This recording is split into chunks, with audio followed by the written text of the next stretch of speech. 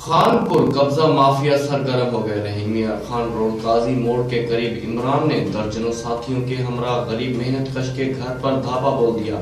घर में मौजूद मर्द खवातीन को तशद्दुद का निशाना बनाया। कब्जा माफिया के दर्जनों से जायद अफराद ने रात की तारीख में गरीब मेहनत कश के घर की दीवार और दरवाजे तोड़ दिए।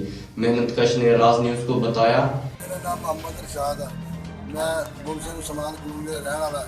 मेरी 1991 की जगह ली है, रजिस्ट्री कराई है, सब कुछ कराया। इन लोग हुण आके इन्होंने मेरा कल रात इन्होंने मेरी दीवारां सारियां ढातियां।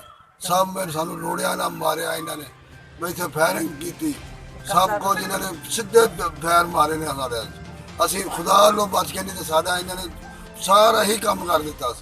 ये लोग कब्जा ग्रुप अज दे नहीं, ये तकरीबन बड़े अच्छे दे इस बच्चे यही काम करते हैं। इस तो अलावा इन्होंने कोई काम नहीं। एक अमरान जड़ा डीलर इत्थे दा, वो अमरान नामी ओहदे नाल एक दूजा रंगली, एक हैगा सिपाही वो अमरान। वो सारे कब्जा ग्रुप ने वो मानी शानी ये वो इन्ने के बंदे ने कि जो लोगों ने कब्जा करते हैं। और सानू इन्होंने इन्ना रात जलील किया, सारा घर तोड़ दिता। लिहाजा सानू साडा घर जो नवा बना के दिता जाए और इन्ना बंदियां को बनावे, भावे मेरे पुलिस बनवा के देवे। मैं अपना मकान बनाने तो बगैर नहीं कुछ भी करना। अच्छा जी, ਜਿਹੜੇ ਰਾਤੀ ਆਏ ਸੀ ਤੁਹਾਡੇ ਕੋਲ, ਹਾਂਜੀ, ਇਹਨਾਂ ਦਾ ਨਾਂ ਕੀ ਹੈ? ਇੱਕ ਵਾਰੀ ਦੱਸੋਗੇ ਜਿਨ੍ਹਾਂ ਨੇ ਤੋੜਿਆ ਘਰ? मोहम्मद इमरान वाल नियामत अली है। अच्छा, एक मोहम्मद इमरान अरशद है, वायरलेस ऑपरेटर जड़ा है वो है। रंग अली है, मोहम्मद काशिफ है, वकास निक्की है, मोटरसाइकिल मकैनिक। इस तो अलावा असगर चट्ठा है, रक्षा यूनियन का सदर बनया करता है वो है। और पता नहीं कितने बंदे सी इन्हां दे है ने। ਅੱਛਾ, ਇਹ ਵਾਇਰਲੈਸ ਆਪਰੇਟਰ ਦਾ ਕੀ ਨਾਂ ਦੱਸਿਆ? मोहम्मद इमरान अरशद। ਇਹ ਕਿੱਥੇ ਹੁੰਦਾ ਵਾਇਰਲੈਸ ਆਪਰੇटर? ये गोदपुर चौकी पे है। अच्छा, ये तोड़ने क्यों आए थे आपका घर? वजह क्या आखिर? इन्हें जाली रजिस्ट्री बनाई हुई है। इन्हें जो इमरान है इन्हें अपनी बीवी के नाम से यानी कि रखे है। उन्हें कहा जी मेरी बीवी के नाम से थे, कोई रजिस्ट्री होगी किसी जगह की, उन्हें वो नाँ तो ये ना करवाई रजिस्ट्री, उन्होंने जगह दिखा दी है अज इमरान वायरलेस ऑपरेटर ने।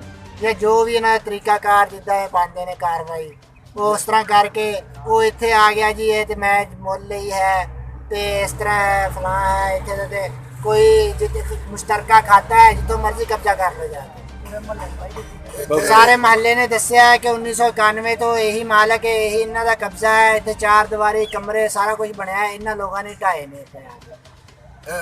हुण दोबारा फिर वही कार्रवाई की इन्होंने जो पहले इन्होंने की थी। अच्छा, रात इन्होंने क्या किया आप लोगों के साथ?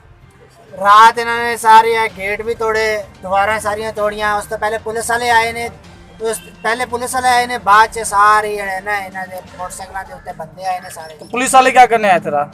पुलिस वाले जी यही कहना आए जी SHO साहब आन के मौका देखन। पिछली रात भी इन्होंने वाकया हुआ किया है, वो रात के 2 बजे का टाइम से।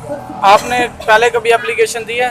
पहले एप्लीकेशन दरखास्त दी है, एक FIR भी दर्ज की है। अभी इन्होंने अपने 12 तारीख का वाकया हुआ जिसमें ये MLC बनी हुई है, मेरी नाक की हड्डी इन्होंने तोड़ी, उसकी भी इन्होंने कोई FIR नहीं काटी। पुलिस वाले कोई ना कोई बहाना करके जनाब जी वो टाल देते हैं। अब रात के वाकये में मेरे भाई की टांग तोड़ी है इन्होंने, उसकी भी अभी तक कोई कार्रवाई नहीं हुई। उससे पुलिस वाले जो किसी किस्म की कार्रवाई से गुरेज करते हैं।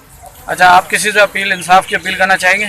हमने DPO के साहब के पास भी गए थे, अब भी दोबारा भी उनसे अपील की है कि हमारी जो है ना सुनवाई की जाए और हमारे जो हमें इंसाफ दिलाया जाए। हमारे जो नकदी और जो जेवरात वगैरह वो उठा के ले गए हैं उनको वो भी हमारी रिकवर करवाया जाए और हमारी सारी 4 दीवारी के सारा उनसे दोबारा करवाया जाए और हमें इंसाफ दिलाया जाए। वज़ीर आज़म से भी हमें यही दरख्वास्त करते हैं, वज़ीर आला पंजाब से उस्मान बुज़दार साहब से, वज़ीर कानून साहब से, मजिस्ट्रेट इलाका मजिस्ट्रेट साहब से कि वो हमें इंसाफ दिलाएं।